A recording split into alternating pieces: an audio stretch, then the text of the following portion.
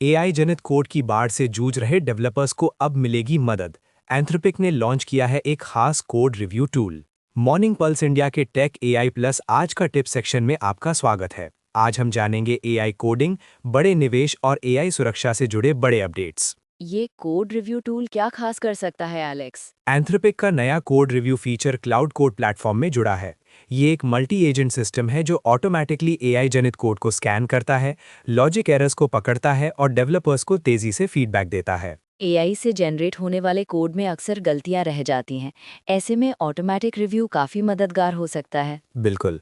Enterprise कंपनियों में अब बड़ी मात्रा में कोड एआई से बन रहा है। मानव रिव्यूअर हर लाइन नहीं देख सकते, इसीलिए ये टूल कोड क्वालिटी और सिक्योरिटी दोनों के लिए ज़रूरी बनता जा रहा है। क्या ये टूल सिर्फ एआई जनरेटेड कोड के लिए है या मैनुअल कोडिंग में भी मदद करेगा? प्राथमिक फोकस एआई जनरेटेड कोड है, पर एंथ्रोपिक का कहना है कि इसका इस्तेमाल मिक्स्ड कोड बेस में भी किया जा सकता है। इसका मकसद एंटरप्राइज स्तर पर भरोसेमंद और सुरक्षित कोड सुनिश्चित करना है। क्या बाकी कंपनियां भी इसी तरह के टूल्स ला रही हैं? ट्रेंड तेजी से बढ़ रहा है, खासकर जैसे जैसे एआई कोडिंग प्रोजेक्ट्स बढ़ रहे हैं। एंथ्रोपिक इस रेस में आगे निकलना चाहता है। अब बात करते हैं एनस्केल की, जिसने $14.6 बिलियन वैल्यूएशन हासिल की है। एनवीडिया समर्थित ब्रिटिश एआई इंफ्रास्ट्रक्चर स्टार्टअप एनस्केल ने $2 बिलियन का नया फंडिंग राउंड क्लोज किया है। इस राउंड के बाद कंपनी की वैल्यू $14.6 बिलियन हो गई है। इतनी बड़ी वैल्यूएशन पर पहुंचना एआई इंडस्ट्री में बड़े भरोसे का संकेत है। क्या कंपनी के बोर्ड में कोई नई ज्वाइनिंग भी हुई है? हाँ, फेसबुक की पूर्व सीईओ शेरिल सैंडबर्ग और मेटा के नीति प्रमुख निक क्लेग अब कंपनी के बोर्ड में शामिल हो गए हैं। इससे एनस्केल को रणनीतिक स्तर पर और मजबूती मिलेगी। एनस्केल का फोकस क्या है? एनस्केल डेटा सेंटर और एआई इंफ्रास्ट्रक्चर पर काम करता है, जिससे एआई कंपनियां बड़े पैमाने पर तेज और सुरक्षित सेवाएं दे सकें। अब बढ़ते हैं ओपन एआई की खबरों की ओर। चैट जीपीटी का अडल्ट मोड एक बार फिर से डिले हो गया है।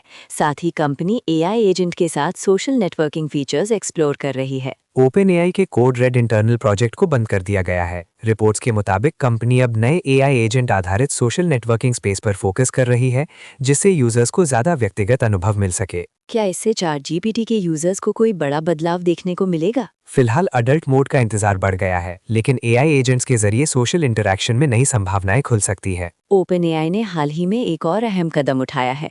प्रॉम्प्ट4 नाम की कंपनी का अधिग्रहण किया है। प्रॉम्प्ट4 के अधिग्रहण से ओपन एआई अपने एआई एजेंट्स की सुरक्षा पर ज्यादा ध्यान दे सकेगा। इससे विशेष रूप से बिजनेस और क्रिटिकल एप्लीकेशंस में एआई के सुरक्षित इस्तेमाल को बढ़ावा मिलेगा। फ्रंटियर एआई लैब्स के लिए सुरक्षा अब सबसे बड़ा मुद्दा बनता जा रहा है। बिल्कुल। प्रॉम्प्ट4 के टूल से ओपन एआई को अपने सिस्टम में खामियों को जल्दी पकड़ने और रोकने में मदद मिलेगी। इसका असर एआई टेक्नोलॉजी के भरोसे पर भी पड़ेगा। आखिरी खबर, एंथ्रोपिक ने अमेरिकी डिफेंस डिपार्टमेंट के खिलाफ मुकदमा दायर किया है। डिपार्टमेंट ऑफ डिफेंस ने एंथ्रोपिक को सप्लाई चेन रिस्क मानते हुए लिस्ट किया है, जिसके खिलाफ एंथ्रोपिक कोर्ट पहुंची है। कंपनी ने इसे अभूतपूर्व और अवैध करार दिया है। इस केस का असर न सिर्फ एंथ्रोपिक पर बल्कि पूरी एआई इंडस्ट्री की सरकारी मान्यता और बिजनेस रिलेशन पर भी पड़ सकता है। आज के लिए इतना ही। मॉर्निंग पल्स इंडिया के पूरे एपिसोड में और भी टेक और एआई अपडेट्स जानें। एआई की दुनिया की हर बड़ी खबर के लिए देखते रहिए मॉर्निंग पल्स इंडिया।